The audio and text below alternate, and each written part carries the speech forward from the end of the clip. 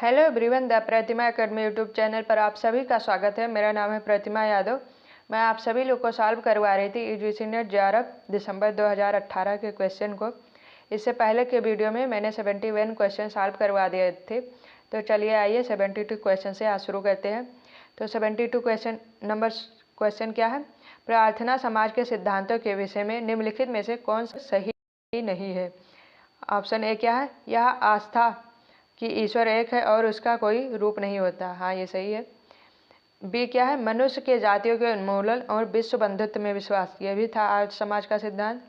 सी क्या है? हिंदू समाज से एक भिन्न संप्रदाय बनाने में विश्वास, नहीं, ये नहीं था। तो कौन सा ऑप्शन गलत है? ऑप्शन नंबर सी।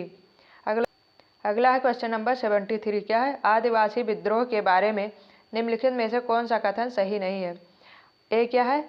लॉर्ड लिटन की नस्लीय भेदभाव के नीतियों के कारण वासुदेव बलवंत फड़के का सशस्त्र विद्रोह 1876-77 में हुआ था। तो ये नस्लीय भेदभाव के कारण नहीं, प्राकृतिक संसाधनों से छेड़छाड़ के कारण हुआ था। तो कौन सा ऑप्शन गलत है? ए ही ऑप्शन गलत है। चलिए आइए इसके आगे और देखते हैं। आगे है क्वेश्चन नंबर 74 क्या है? कथन और कारण का। कथन क्या है? 1892 तक विधान परिषदों के पास बजट पर चर्चा और प्रश्न पूछने का अधिकार था, नहीं, ये गलत है। कारण क्या है? इल्बर्ट बिल विधेयक से उठा तूफान गोरों के नस्लवाद के एकमात्र अभिव्यक्ति नहीं था, ये सही है। तो कथन सही है और कारण गलत है। तो कौन सा ऑप्शन सही है? Option number D. अगला है क्वेश्चन नंबर 75 क्या है? किस अधिनियम के अंतर्गत ICS परीक्षा के लिए सर्वप्रथम परीक्षा इलाहाबाद में आयोजित की गई? तो किस अधिनियम के अंतर्गत की गई? 1919 भारत शासन अधिनियम के अंतर्गत। 1919 भारत शासन अधिनियम के अंतर्गत। और क्या हुआ था? प्रांतों में द्वैध शासन। चलिए आइए इसके आगे और देखते हैं।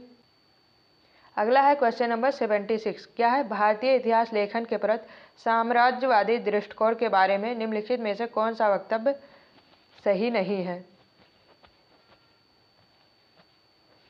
इसमें है कौन सा वक्तव्य सही है? ये नहीं है।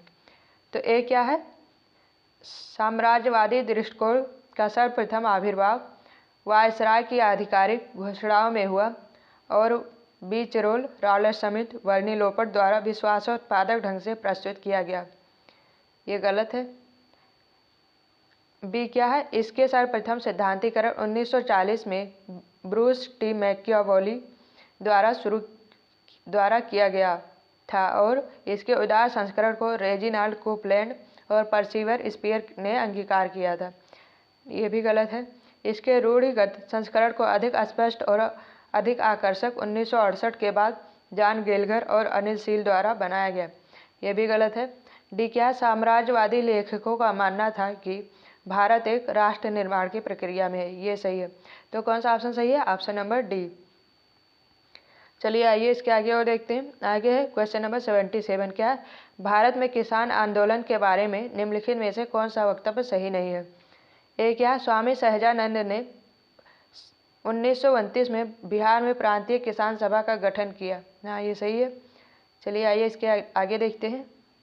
आगे है option number B, Congress socialist द्वारा 1938 में उत्कल किसान संघ की स्थापना की गई। 1938 नहीं, 1934 में स्थापना की गई थी।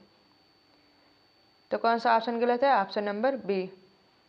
अगला है क्वेश्चन नंबर 78 क्या है? सूची 1 को सूची 2 से मिलान कीजिए और निम्नलिखित दिए गए कोटों में से सही उत्तर का चयन कीजिए।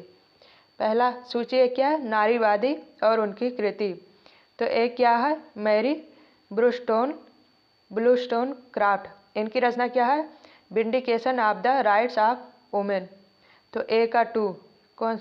ए का 2। फिर उसके बाद क्या है? ताराबाई शिंदे, इनकी पुस्तक क्या है? स्त्री पुरुष तुलना। तो ए का 2, बी का 1, कौन से ऑप्शन में सही है? Option number B. Pandita Ramabai का क्या है?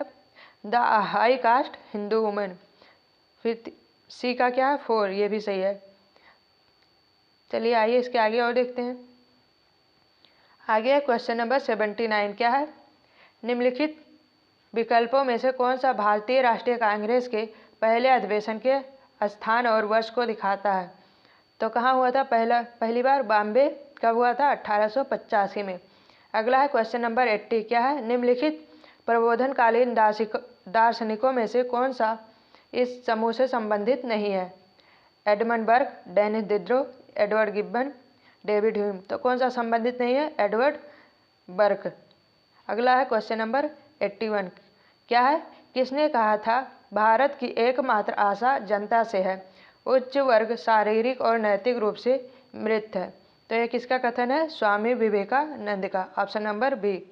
चलिए आइए इसके आगे और देखते हैं। आगे है क्वेश्चन नंबर 82। क्या है? निम्नलिखित पत्र पत्रिकाओं समाचार पत्रों में कौन सा पत्रिका समाचार पत्र डॉक्टर BR अम्बेडकर से संबंधित नहीं है? ए क्या है? जागृति, बी मूकनायक, सी बहिष्कृत भारत, डी जनता। तो कौन सा संबंधित नहीं है? जागृति संबंधित नहीं है, बाकी के संबंधित है। अगला है क्वेश्चन नंबर 83। क्या है? कांग्रेस सोशलिस्ट पार्टी का निम्नलिखित में से कौन सा सदस्य नहीं है? श्रीपाद अमृत डांगे, नहीं ये नहीं है, पहला ही गलत है। अच्युत पटवर्धन ये थे, नरेंद्र ये भी थे, जयप्रकाश नारायण ये भी थे। तो कौन सा सही नहीं है? ऑप्शन नंबर ए। अगला है क्वेश्चन नंबर 84। क्या है? निम्नलिखित में से कौन पूर्व मार्क्सपूर्व समाजवादी समूह से संबंधित नहीं था? Denis Diderot, Robert Owen, Charles Fourier, Louis Blanc. तो कौन संबंधित नहीं है? Denis Diderot. चलिए आइए इसके आगे और देखते हैं। आगे है क्वेश्चन नंबर 85। क्या है? निम्नलिखित में से किस कथन को लेखकीय श्रेय से गलत तरीके से दिया गया है? ए क्या है? व्यक्ति को मरना चाहिए ताकि राष्ट्र जिंदा रह सके। किसका कथन है? सुभाष चंद्र बोस का, ये सही है। बी क्या है? मध्य रात्रि के घंटे की दस्तक पर, बी क्या है? मध्य रात्रि के घंटे की दस्तक पर जब विश्व सो रहा होगा तो भारत प्रकाश और स्वतंत्रता के साथ जागेगा। यह किसका कथन है? जवाहरलाल नेहरू का, ये भी सही है। अगला क्या है? सी क्या है? 1920 में प्रारंभ हुआ संघर्ष मर मिटने का संघर्ष है, चित्तरंजन दास। नहीं, ये चित्तरंजन दास का नहीं, महात्मा गांधी का है। तो कौन सा ऑप्शन गलत है? Option number C. अगला क्वेश्चन है 86। क्या है? निम्नलिखित में से कौन काकोरी षड्यंत्र मामले से संबंधित नहीं था? शौकत उस्मानी, राम प्रसाद बिस्मिल, चंद्रशेखर आज़ाद, अशफाक उल्लाह खां। तो कौन संबंधित नहीं है? शौकत उस्मानी। अगला क्वेश्चन क्या है? अगला क्वेश्चन है 87। क्या है? नागालैंड के किस रानी ने गांधी जी के आह्वान पर विदेशी शासन के विरुद्ध विद्रोह किया था और उन्हें आजीवन कारावास की संज्ञा दी गई थी? तो कौन थी?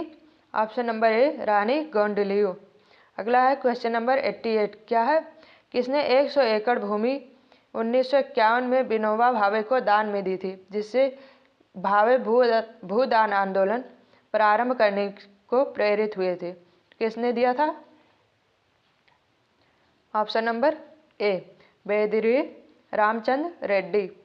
अगला है क्वेश्चन नंबर 89। क्या है? गांधी जी के कार्य के प्रारंभिक वर्षों के दौरान निम्नलिखित में से किस व्यक्ति ने उनको प्रभावित नहीं किया? ए क्या है? चार्ल्स ब्रैडला, बी है जॉन रस्किन, सी है डेविड थोरू, डी है लियो टॉलस्टॉय। तो किसने प्रभावित नहीं किया? चार्ल्स ब्रैडला। ये एक ब्रिटिश सांसद थे। अगला है क्वेश्चन नंबर 90। क्या है? किसने निम्नलिखित शब्द कहे थे? क्या है? विश्वविद्यालय मानवतावाद, सहिष्णुता, विवेक, बुद्धि, विचारों के साहस और सत्य की खोज का प्रतीक है। यह सदैव उच्चतर लक्ष्यों की दिशा में मानव जाति के अग्रवर्ती मार्ग का प्रतीक है। यदि विश्वविद्यालय अपना कर्तव्य पर्याप्त ढंग से निभाते हैं तो यह राष्ट्र के और जनता के लिए शुभ है। यह कथन किसका है? पंडित जवाहरलाल नेहरू का। चलिए आइए इसके आगे और देखते हैं।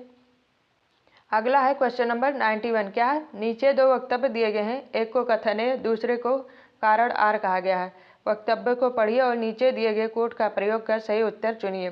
कथन क्या है? इतिहासकारों को वर्तमान और अतीत में प्रचलित नैतिक विचारों के प्रति संवेदनशील होना चाहिए। कथन सही है। कारण क्या है? इतिहास लेखन के विरूपीकरण में जानबूझकर यह बौद्धिक उपेक्षा का एक तथ्य होता है, जिसमें निष्कपट गलत व्याख्या या मिथ्या बोध को दूर रखा जाता है। ये भी सही है। तो कथन और कारण दोनों सही है, लेकिन कथन कारण की व्याख्या नहीं कर रहा। तो कौन सा ऑप्शन सही है? ये ऑप्शन नंबर बी। चलिए आइए इसके आगे और देखते हैं। आगे क्या है? क्वेश्चन नंबर 92 क्या है? सूची 1 को सूची 2 से मिलान कीजिए और नीचे दिए गए कोड का प्रयोग कर सही उत्तर दीजिए। पहला क्या है? डेविड अर्नोल्ड, उसके बाद में है स्टैनली बोलपार्ड, डेविड कफ, दीपेश चक्रवर्ती।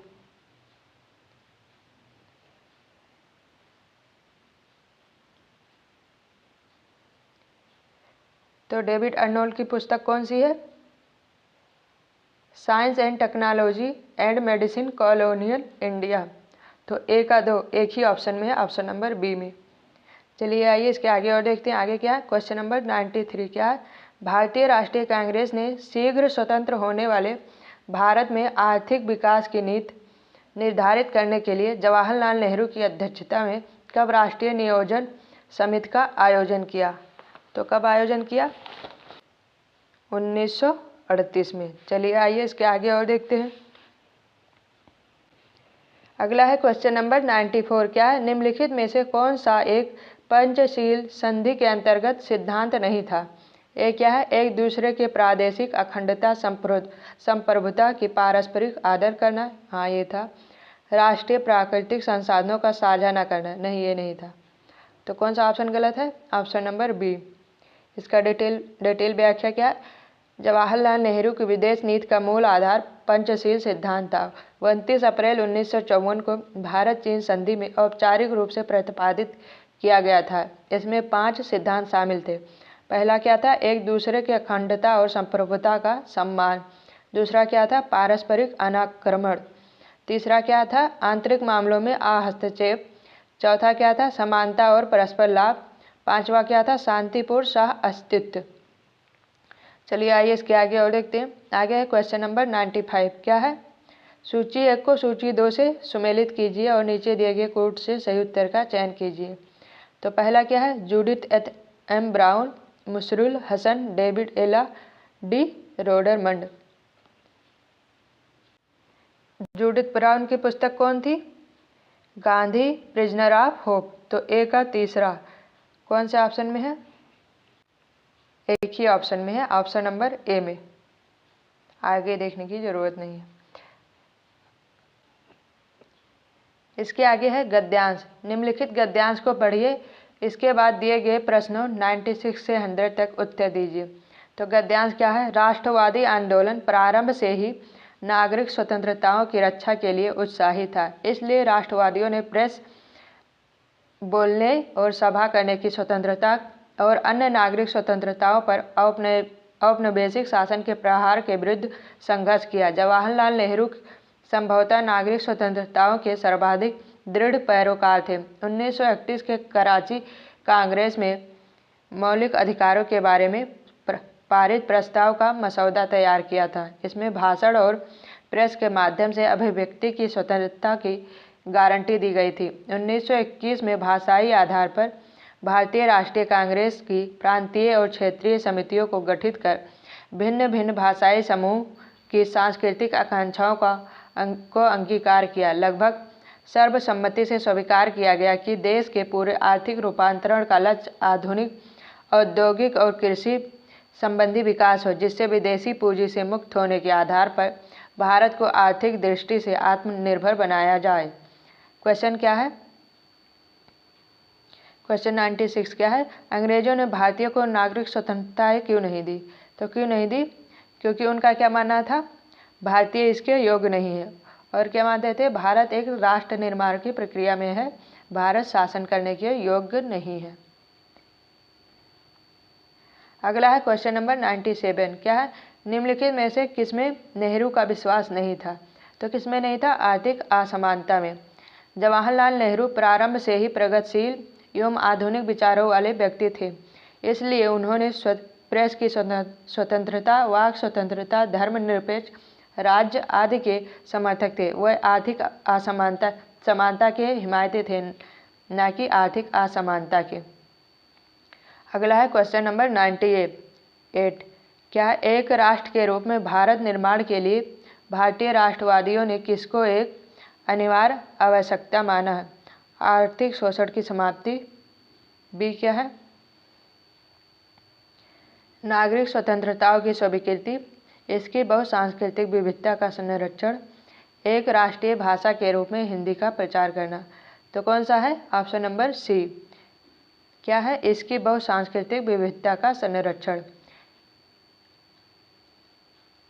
अगला है क्वेश्चन नंबर 99। क्या है? भारतीय राष्ट्रीय कांग्रेस ने किस प्रकार भारतीय सांस्कृतिक आकांक्षाओं को पूरा किया? तो किस प्रकार पूरा किया? ए क्या है? संगठन में भारतीयों के सभी वर्गों का प्रतिनिधित्व देना, संगठन में चुनाव शुरू करवाना। सी क्या है? बहुभाषीय प्रांतों का निर्माण करना, खादी ग्रामोद्योग परोपकारी करना। तो किसके द्वारा शुरू किया था? किसके द्वारा आकांक्षा को पूरा किया था? ऑप्शन नंबर ए, भारतीय संगठन में भारतीयों के सभी वर्गों को प्रतिनिधित्व देना। अगला है क्वेश्चन नंबर 900। क्या है? राष्ट्रवादियों द्वारा भारत को आत्मनिर्भर बनाने के लिए निम्नलिखित में से किस सिद्धांत को पैरोकारी नहीं की गई थी? तो किसकी नहीं की गई थी? बड़े उद्योगों की स्थापना के लिए विदेशी पूंजी का आमंत्रण, विज्ञान और प्रौद्योगिकी की समृद्धि ये की गई थी, भारत का औद्योगिकरण ये भी की गई थी, स्वदेशी पूंजीगत सामानों का निर्माण ये भी की गई थी। तो कौन सा नहीं की गई थी? ऑप्शन नंबर सी, बड़े उद्योगों की स्थापना के लिए विदेशी पूंजी का आक्रमण। आज हमारा 100 क्वेश्चन यहीं पर कंप्लीट हो गया। आई होप आप सभी लोग को समझ में आया होगा, अच्छा लगा होगा। तो अगर आप सभी लोग को वीडियो समझ में आता है, अच्छा लगता है, तो वीडियो को लाइक, शेयर और चैनल को सब्सक्राइब करें। Thank you.